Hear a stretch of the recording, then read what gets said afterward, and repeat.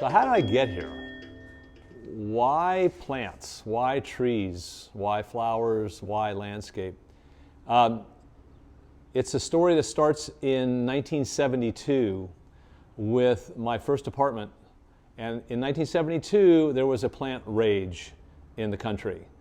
It was little plants, there were macrames, it was mid-century. It's what we're returned to today. So moving into my first apartment, I bought a rubber plant. I had never had a plant before in my life. In my growing up, I dug holes for my parents and planted palm trees. I had no interest in it, no interest in the holes, no interest in the trees. All I wanted to do was get on my bike and go play baseball. So in 1972, I'm moving into my first apartment.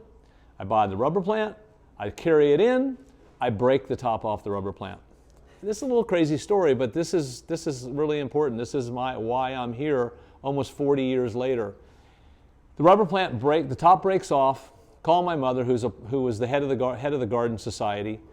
She says, put the top in a glass of water and then put the plant next to it.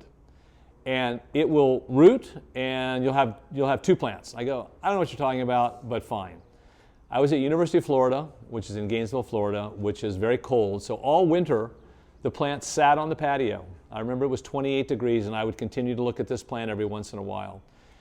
Spring comes, this is now 6 months later, spring comes. I keep looking, by the way, nothing's happening. It's just sitting there. It's not dying, it's not living. And I look and there are little fine roots that are coming into the water. And there's a new leaf unfurling to the top of the rubber plant. And I was struck by lightning. I don't know what happened. I don't know how it happened. I to this day don't understand it. But from that moment on, I was smitten by the world of plants. Within weeks, I ended up with hundreds of creeping Charlies, which was the hanging plant that everybody grew, a very simple plant, actually a plectranthus, hanging, potted on the balcony. It was covered. Within a year, I moved out of my apartment and moved onto 200 acres outside the city of Gainesville. I was studying journalism, broadcast journalism at the time. Next thing I know, I'm taking courses in agriculture in the horticultural school, and I'm growing everything that you could imagine.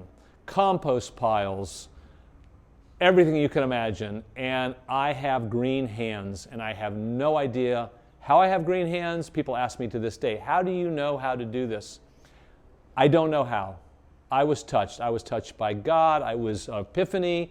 I don't know what it was and what it is, but to this day, I can look across a field and tell you if a tree is healthy, if it's dry, if it's overwatered. I just am one with these living organisms, and it's been the greatest blessing of my life. So now I have this business. I started out, my first little store was at the Gainesville Mall, and it was a kiosk. I may have had one of the first kiosks in the United States, and I had it covered in plants, and I couldn't have been happier. And now it's 40 years later, and here I am.